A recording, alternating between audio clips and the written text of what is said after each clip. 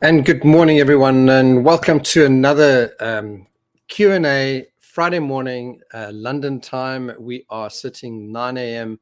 London. Good morning.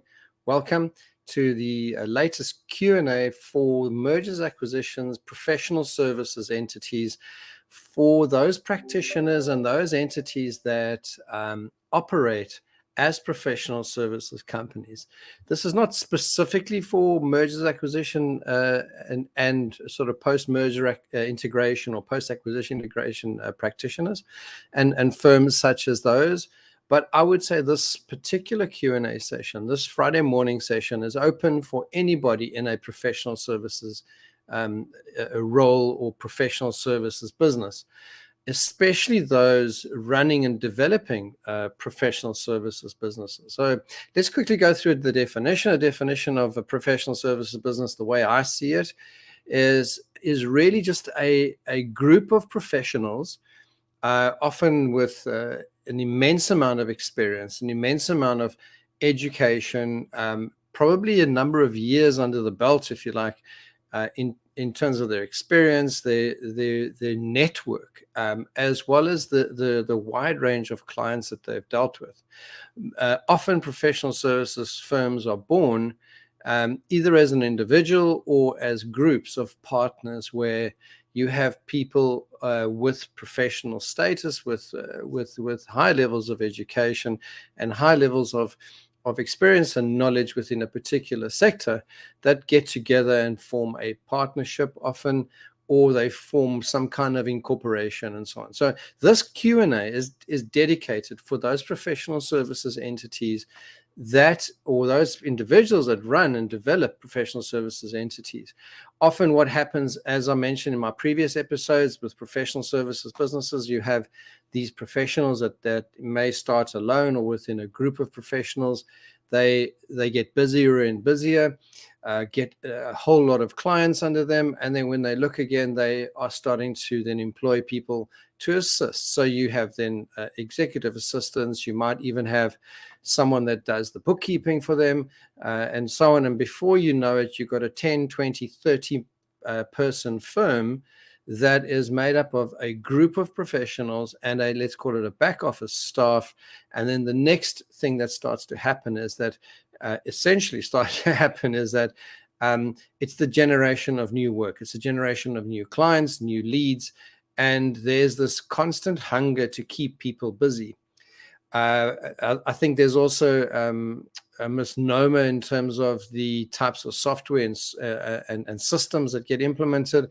Many times I've seen timesheet systems that are done in retrospect, for instance. So at the end of the week, you look back and you say, oh, what did I do this week? And you try and tick off the things that can be invoiced, not measuring your effectiveness or your ability to deliver client projects. Often time is dedicated more for client work as opposed to for your own work, developing your own business.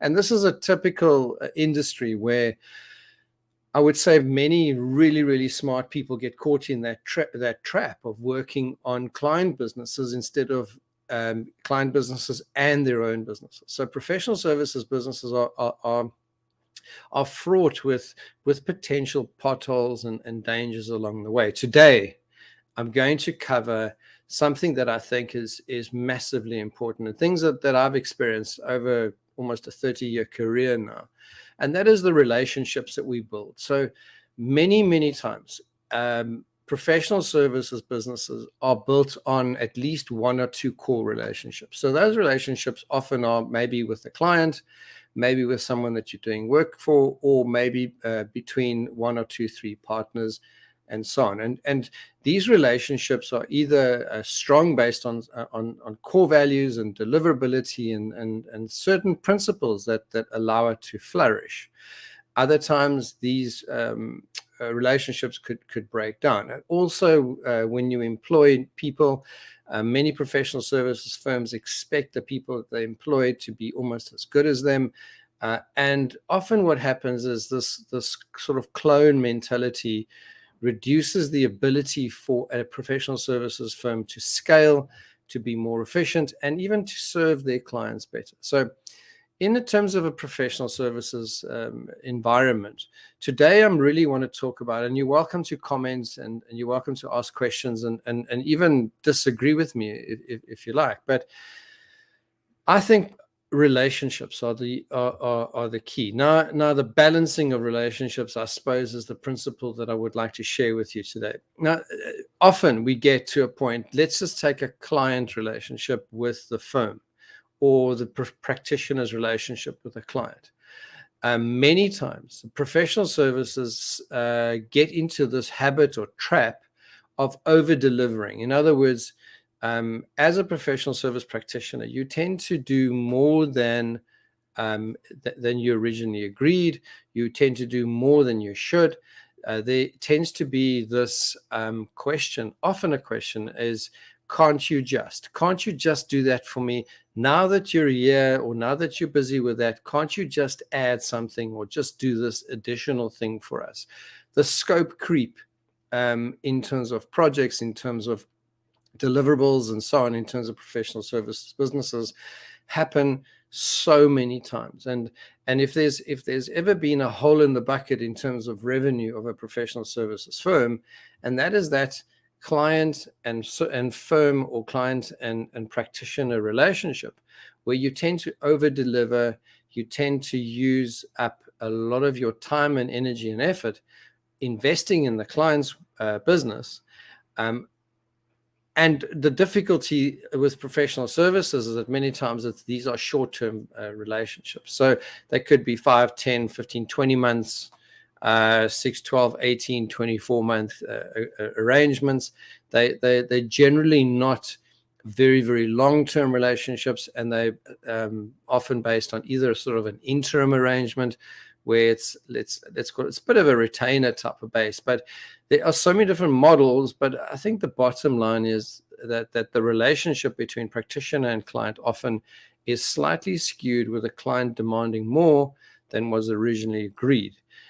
However, on the flip side is that sometimes the practitioner themselves are not delivering enough of the value that the client expects, or communicating well enough with the client. So there's this balance between getting it right and one of the parties losing out. So, you either get it right and it works incredibly well, or it tends to drift and dissipate. And many professional services businesses live and die by this feast and famine approach. And I think if we, in this Q&A and in the fraternity that are professional services, if we could start looking at doing things like, and I've mentioned this in previous Q&As, is starting to systemize, starting to look at creating frameworks of delivery. So frameworks of delivery are knowing what you deliver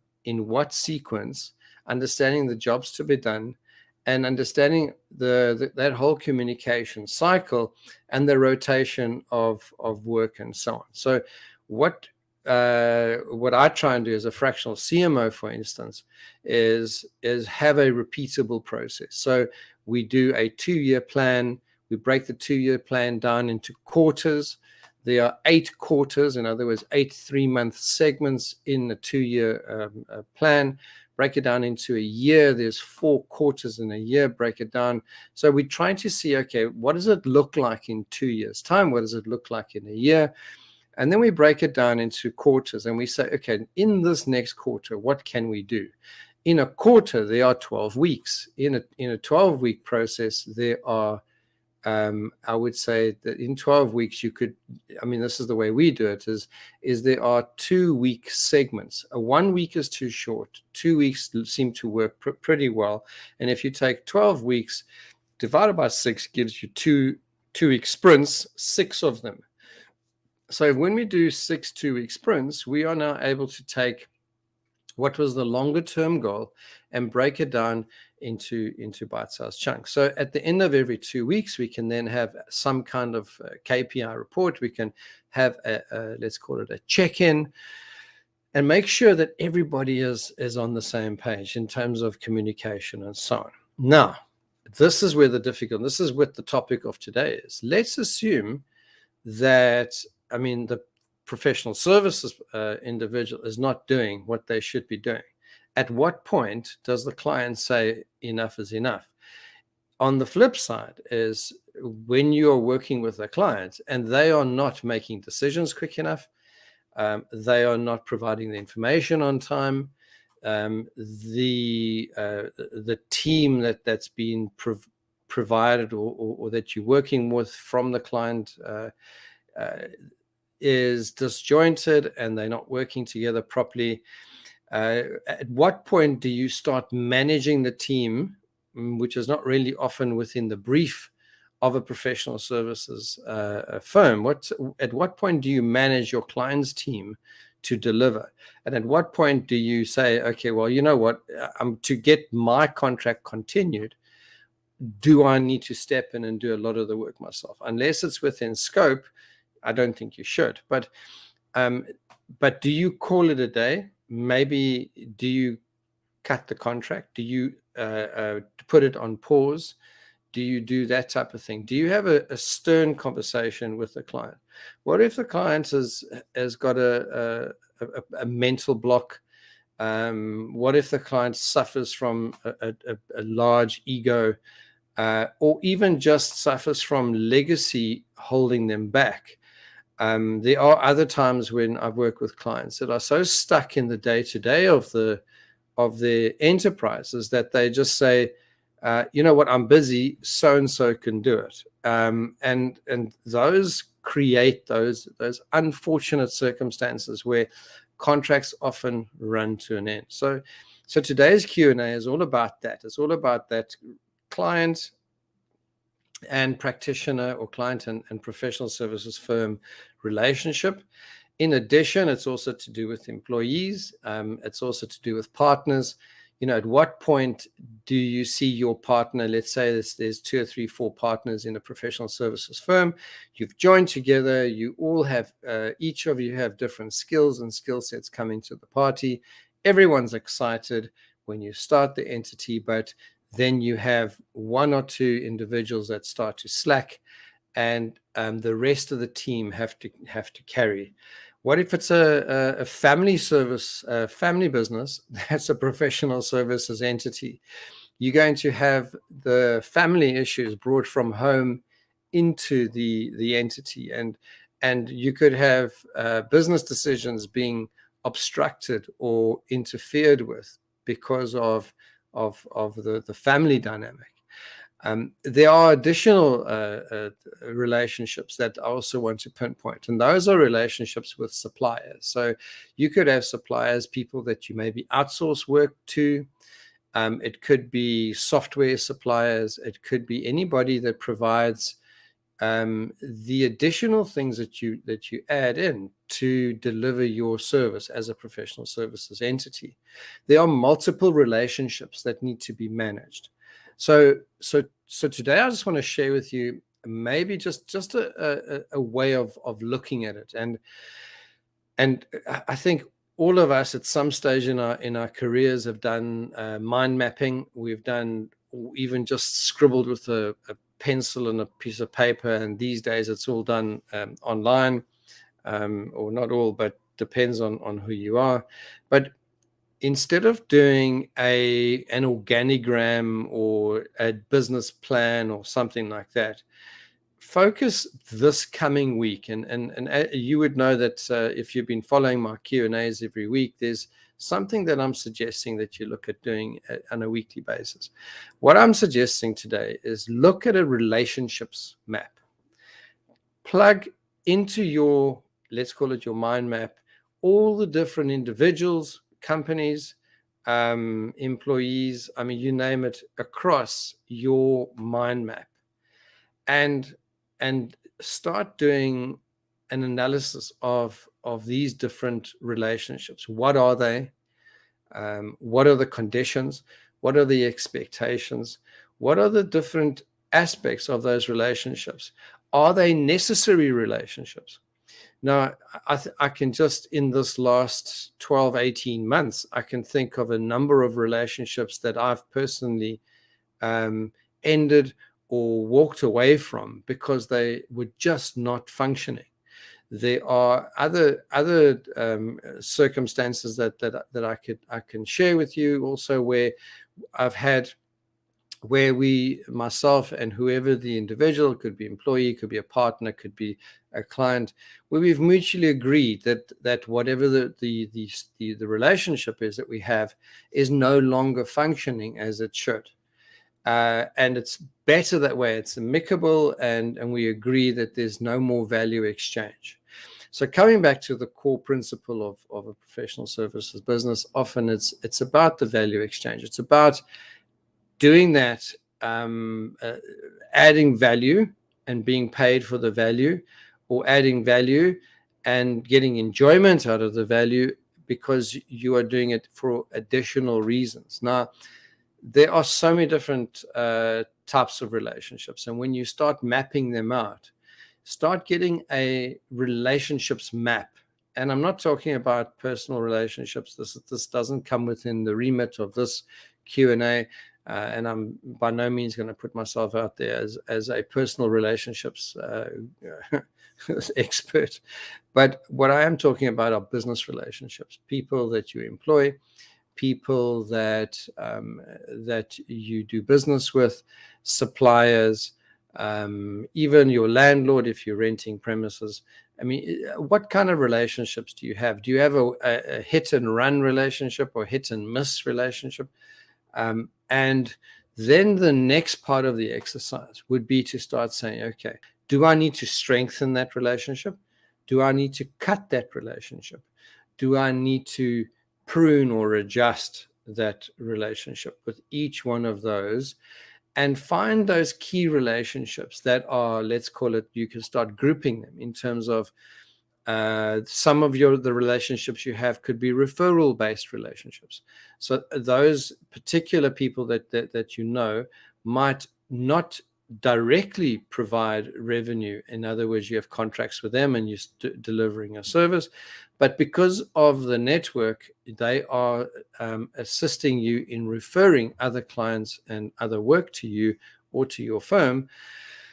Those are referral networks, if you like. And for me, in a professional services environment, those are one of the places where you're building your pond, if you like, of referrers, of potential clients, of potential future relationships. That is one aspect. I mean, if we look at employees, what are you doing to not just have that transactional relationship, pay salary, get delivered daily, weekly, monthly, what you are paying for on a job description? What about suppliers? Are you engaging them? Are they engaging you? Are they being part of a solution for you? Are they providing new information, new opportunities, and are they providing potentially improvements in their service delivery? Or is it that they do exactly the same as potentially you doing? Is you sign a contract, you go into delivery mode, and you don't go into delivery and enhancement mode. So I'm not talking about over delivering. I'm talking about providing additional opportunities to increase or to improve additional offers that you can make. Now, it's been proven, and if I look across the software and SaaS industries and so on, that when you are delivering two or more services or some kind of products on a regular basis to a client, the lifetime value of a client increases. So what tends to happen with professional services businesses is that you tend to do it one contract at a time. You tend to agree an engagement, and then you then go and deliver on that engagement. And when the engagement either runs out in terms of time, or the project comes to completion, or it literally falls flat because maybe there's some breakdown in relationship, then there's no more client, there's no more customer. It comes to an end. If you have got the ability and you sit back and start thinking in terms of your client relationships, is there a way that I could break it down into smaller pieces, what I deliver? And I have component parts that are, say, short term, that have a start, middle, and end, and other component parts that are evergreen. They carry on, and some people call it UFN, or until further notice. Are there parts of it that I can do? So is there a way I could do both service maybe and provide a product, or a service level agreement, or some kind of ongoing check-in or advisory work? So in other words, you could have maybe a main contract, consulting contract, and an additional contract that, should this main one cease, that the other one continues because you found a reason why it should. You should be literally selling 2 or 3 or 4 products that have different lifespans. Professional services firms fall into this trap all the time. So it's all about that relationship, and about understanding your business model, and understanding that relationships come to an end. Every relationship has a time span. It has a time span of usefulness. It has a time span in which the job is done, and even if it's a perfect job, when the job is complete, the project is complete, that is the end of the relationship. I mean, you take estate agents or realty agents that sell property and so on. This is where they make the big mistake, and this is a massive mistake. Is they go and they get listings, and they go and they put a deal together, do the contract, do the exchange of contracts. A deal is consummated. The buyer and the seller are happy. Buyers got their property, sellers got their money. Mortgage lenders got their additional loan, and etc. And people have been paid commissions and so on. And then the contract comes to an end. That's an example of a one-hit wonder. If you're in that sort of space, I mean, can you think of any additional things you can be doing that will enhance and provide a longer term nature to that relationship? It's incredibly hard to get a new relationship, to build a new relationship. It is a lot easier to think of ways to extend that relationship. So, an estate agent could be thinking about, maybe they could joint venture with a home services, insurance, and other, where we all know that most people buy a home, they live in the home 3, 5, 7 years, and then life changes, or they get changed jobs, or there's some other reason why you would leave your home. And I mean, it could be things like termite inspections, it could be anything. But joint venture, find alternatives, find additional things, find things that can maintain the relationship, or a reason to maintain relationship. So when the house comes up for sale again, that you're the person there that gets the listing again, and so on. So that's an example of a professional services. And I don't know if you can call it professional services, but basically it's a person with a skill, and they are putting people together. But if you look at mergers, acquisitions, post-merger integration work, and so on, again, it comes down to, let's say I take on a leadership position within a project. There's been an acquisition. It's a private equity firm. I've taken on a project. I've taken on the leadership position. I'm working through my first day one, my first 100 days, my first few projects are busy finishing off. What am I doing to continue the relationship with the private equity firm? What am I doing to continue the relationship with the target company? Am I adding additional services and products and things that I could be either joint venturing or adding to my own services and product stack? Okay, so that's the overall sort of view of professional services and relationships. However, there's this caveat, and I think what we have to do is we have to get this balance right, and it's not always that easy. And that is when you engage with a client, for instance, when you're engaging with an employee or a partner or a potential additional member of your professional services team, and you're finding that things are not quite in sync, you don't share roughly the same values, there are certain things that you weren't aware of before that have now come up and now you're becoming aware of. If there's one thing that I've learned is to cut quickly. Don't hang on to a relationship that is not meant to work. And there's no slight on either of the individuals or companies or whoever are involved, but cut quickly. If you get involved with a client relationship and it's just not working, the onus is on you as a professional from a professional services firm.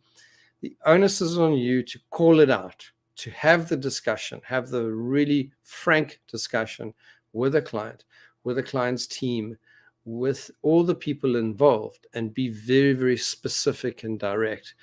Be deliberate in your relationship and your relationship building. But if it's not working, much rather have that escape clause or that get out clause and rather get that relationship cut. The difficulty is, I mean, the same thing with employees, the same thing with suppliers. If it's not working, don't hang in there, because it's far more costly to hang in than what it is to cut early and rather put all your attention and effort into things that are working, or to go back to the drawing board and say, let me analyze, let me have a re-look at what it is that I'm offering, the way I'm doing my work, the way I'm reacting to others, the way that I'm engaging and who I'm engaging with. So again, it comes back to that relationships map. Understand who you've built around you as your network, your relationship network, and then start analyzing each one of them. This is, I think, the key to success and scaling within a professional services environment. You cannot scale these days by employing every person that you need to deliver the work.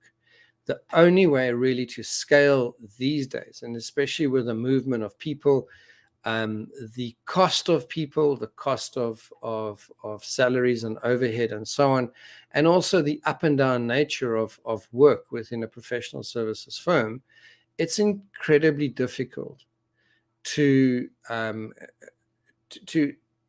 map out, let's call it a fixed employee journey, if you like, or a fixed supplier journey or fixed client journey.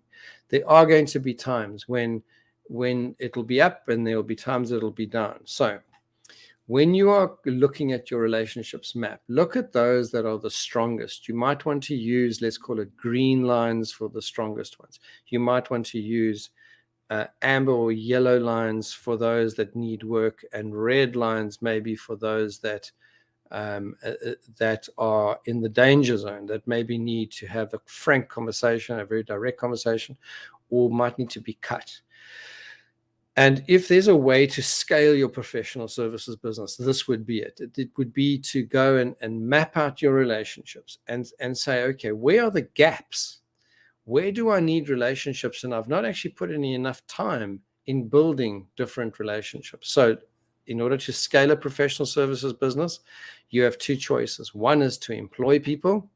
The other is to outsource people.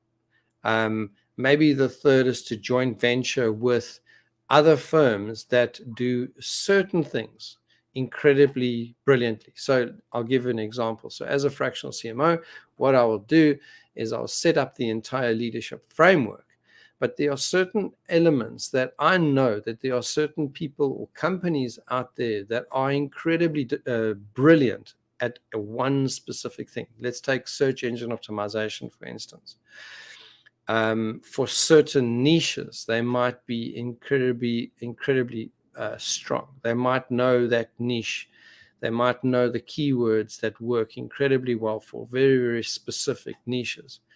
And if I try and learn and try and understand and experiment, I'll be wasting my clients' money and time. I'll be wasting my time and my life trying to learn a skill that's not necessary. So I can go and joint venture rather with an entity or a person or subcontract an element of work that someone else can do far better, quicker, and cheaper than I can ever do.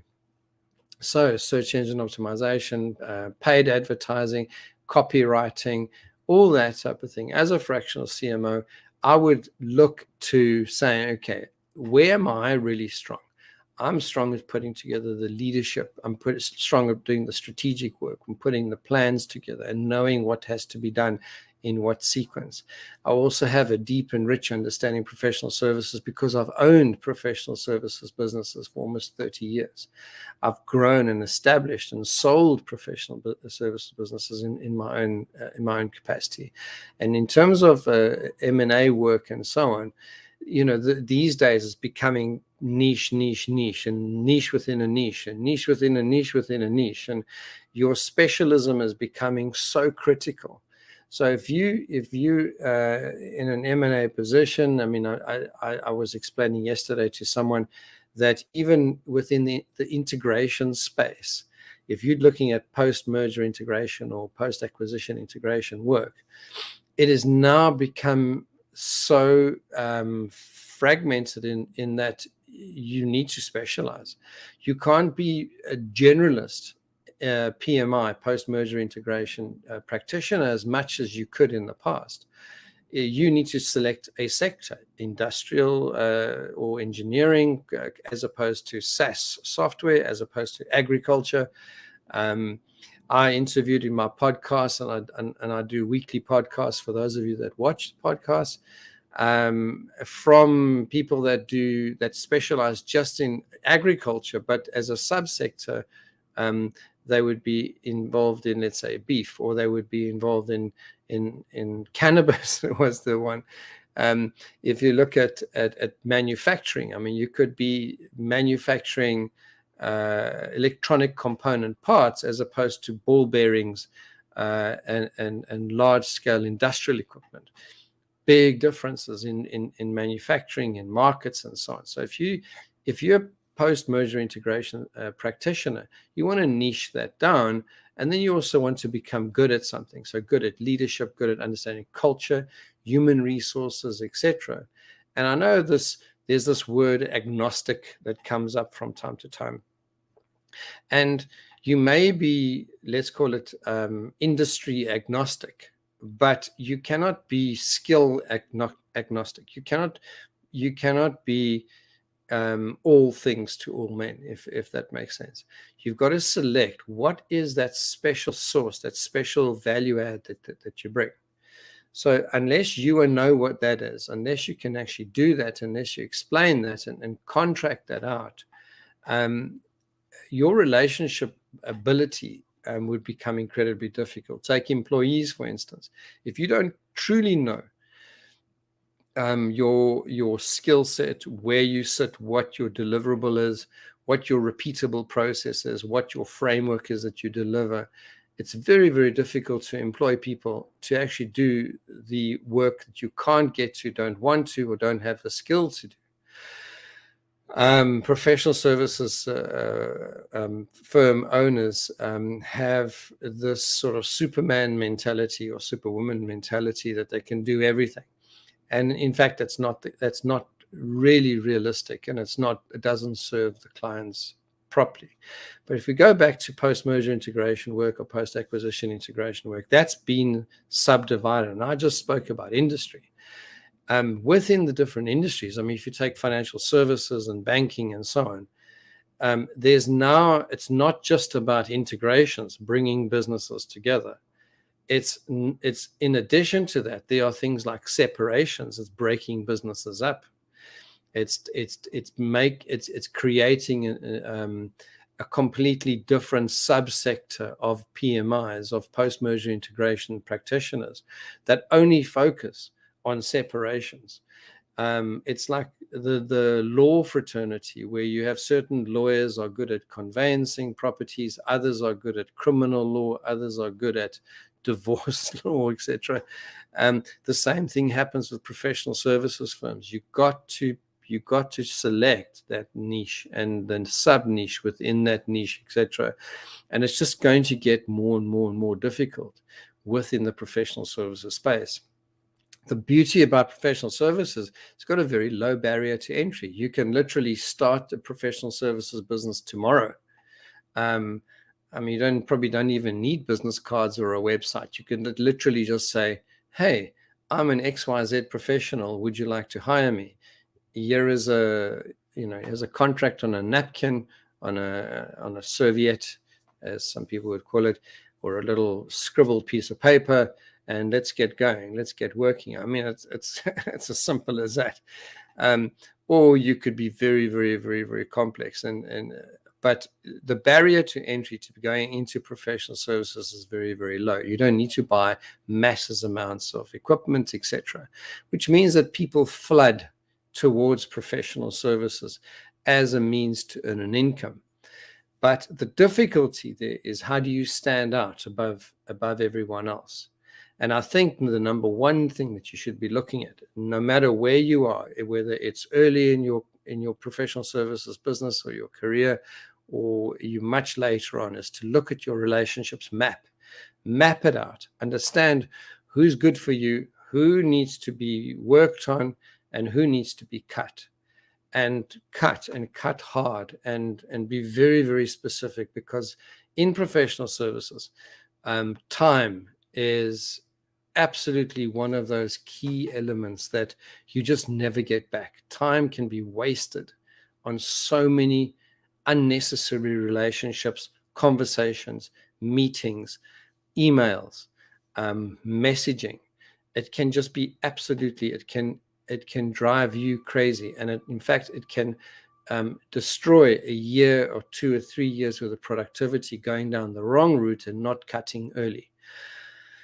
So if we look at the post-merger integration or post-acquisition integration space, we're looking at people that are not just doing mergers in particular industries, but we're also looking at separations, but we're also looking at carve-outs.